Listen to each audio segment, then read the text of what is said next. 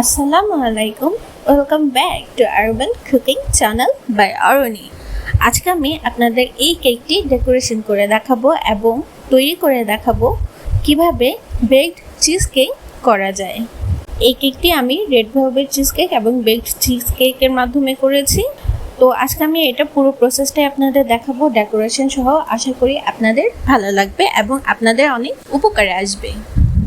তার আগে অবশ্যই আমার চ্যানেলটি সাবস্ক্রাইব করে দিন, পাশে বেল আইকনটি ক্লিক করে দিন। পুরো ভিডিওটি দেখবেন, তাহলে রেসিপি ফলো করলে বেকড চিজ কেকটি সেম টু সেম হবে। তাহলে চলুন শুরু করা যাক। এখানে আমি নিয়েছি ফিলাডেলফিয়া ক্রিম চিজ। রুম টেম্পারেচারে এই ক্রিম চিজটি নিতে হবে এবং কিছুটা যাতে ঠান্ডা থাকে সেই অবস্থাতেই নিতে হবে। আমি এখানে এর হাফ নিয়ে নিচ্ছি। এটা হচ্ছে 200 গ্রাম, তার মানে আমি 100 গ্রাম ক্রিম চিজ এখানে নিয়ে নিচ্ছি। এখানে আমি দিয়ে দিচ্ছি হাফ কাপ রেগুলার চিনি। এখন এটাকে মিডিয়াম স্পিডে আমি বিট করে নিব। লো টু মিডিয়াম স্পিডে বিট করব।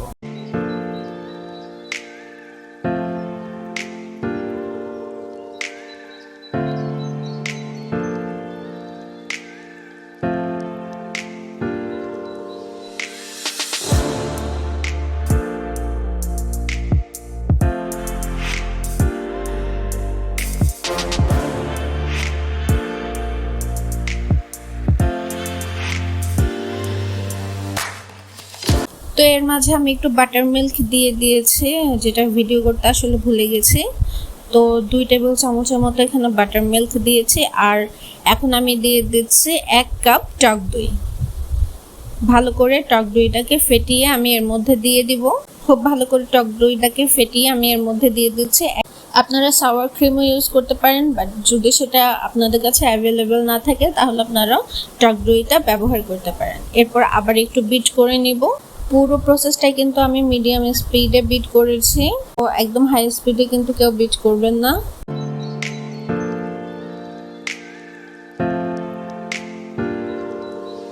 এখন দিয়ে দিচ্ছি একটা বড় ডিম এর মাঝে, তারপর একটু আবারও বিট করে নিব।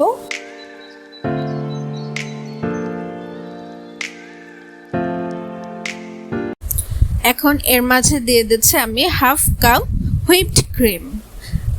আপনারা যে হেভি ক্রিম পাওয়া যায় সেটাও দিতে পারেন। আমি হুইপড ক্রিমই দিয়েছি, লিকুইড হুইপড ক্রিম দিয়ে দিয়েছি।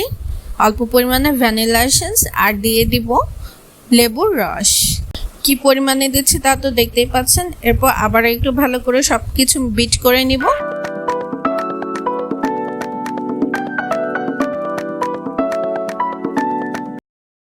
সব বিট করা হয়ে গেলে আমি এখানে দিয়ে দেব 2 টেবিল চামচ কর্নফ্লাওয়ার। অবশ্যই ছাঁকনি দিয়ে চেলে দিব যাতে কোনো লাম্পস না ক্রিয়েট হয়।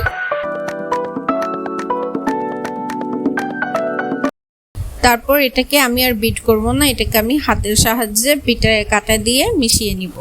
খুব ভালো করে মিশিয়ে নিব।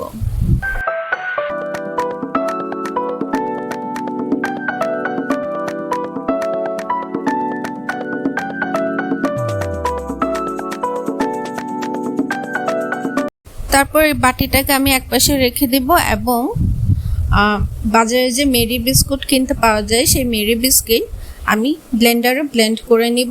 তো আমি এখানে পুরো মেরি বিস্কিটের ভেতরে যে প্যাকেট থাকে, ওখানে তো 3টা প্যাকেট থাকে, আমি 3টা প্যাকেটে পুরো 1 প্যাকেট দিয়েছি এবং আরও 1 প্যাকেটে অর্ধেক বিস্কিট এখানে দিয়েছি আর দিয়ে দিয়েছে 50 গ্রাম বাটার। এটাকে আমি ভালো করে ব্লেন্ডার করে নিব। ব্লেন্ডার করা হয়ে গেছে। এখন একটি পাত্রে আমি বেকিং পেপার দিয়ে দিয়েছি খুব ভালো করে নিচে এবং সাইডে। একটা কেক মোল্ডে আমি এটা বেকিং পেপার দিয়ে দিয়েছি। বিস্কিটের ক্রাম্বসগুলো দিয়ে দিচ্ছে। তো এটাকে একটি ছোট গ্লাসের সাহায্যে খুব ভালো করে সেট করে নিচ্ছি মোল্ডের মধ্যে। আপনারা চেষ্টা করবেন যাতে সাইড খোলা যায় এমন কোনো মোল্ডে নেওয়ার জন্য। আমার আছে, কিন্তু আসলে ওই মুহূর্তে আমি খুঁজে পাচ্ছিলাম না, তাই কেক মোল্ডেই করা। তো আমার যে ক্রিম চিজের মিক্সচার বেক চিজ কেকের জন্য সেটা আমি এর মধ্যে দিয়ে দিলাম। এখন এটাকে আমরা বেক করব, ইলেকট্রিক ওভেনে বেক করব 150 ডিগ্রিতে 1.5 ঘন্টার জন্য। 1.5 ঘন্টা পর ফিরে এলাম। এখন একটি টুথপিক দিয়ে চেক করে নিব।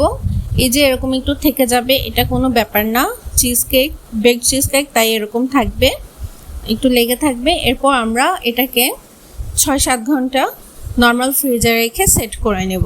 এখন আমি একটি রেড ভেলভেট কেক নিয়ে নিয়েছি। এর মাঝে আমি দিয়ে দিচ্ছি আমার সিক্রেট ফিলিং, এটা অপশনাল, আর দিয়ে দিচ্ছি ক্রিম চিজ ফ্রস্টিং। এখন আপনাদেরকে দেখাবো এই ক্রিম চিজটা কেকের সাথে কিভাবে ডেকোরেশন করতে হয়। এটা আমি প্রথমবার করেছি আমার ক্লায়েন্টের অনুরোধে। আসলে বেক চিজ কেকের উপরে ডেকোরেশন করা খুবই টাফ একটা ব্যাপার, কিন্তু তারপরেও ক্লায়েন্টের অনুরোধে আমি এটা করেছি। তো আমি নিচে রেড ভেলভেট কেক ইউজ করেছি এবং উপরে এই বেকড চিজ কেকটা আমি এই কেকের উপরে সেট করে দিয়েছি। এই যে দেখুন, সেট করার সময় আমার চিজ কেকটা একটু ক্র্যাক হয়ে গেছে। তো কি করব, ডিজাইন তো করাই লাগবে। তো এর মাঝে আমি পাইপ দিয়ে মানে স্টিক করে দিয়েছি, না হলে কিন্তু এটা সেট থাকবে না, পড়ে যাবে। তারপর এটাকে আমি ক্রিম চিজ দেবো, হুইপ ক্রিমের সাহায্যে ক্রাম্প কোট করে নিচ্ছি যাতে সুন্দর করে সেট থাকে। ওর ক্রিম দিয়ে কেকটাকে আমি স্মুথ করে নিয়েছি। এখন ডেকোরেশনের পালা। ক্লায়েন্ট যেমন ডিজাইন চেয়েছে তেমন ডিজাইন দিয়ে করে নিচ্ছি আমি। আর্টিফিশিয়াল ফ্লাওয়ার দিয়ে এই ডেকোরেশনটা করা হয়েছে আর কেক চপার দিয়ে। এখানে আসলে ওনার মূল উদ্দেশ্য ছিল যে কেকের টেস্ট এবং ডিফারেন্ট টেস্ট, সো আমি রেড ভেলভেট এবং বেকড চিজ কেককে কম্বাইন করে এই কেকটা করেছি। আর ওনাদের অ্যানিভার্সারির জন্য এই কেকটা ছিল, সো এইভাবেই এটাকে ডেকোরেশন করা। তাহলে এখন দেখতে থাকুন এই কেকের ডেকোরেশন।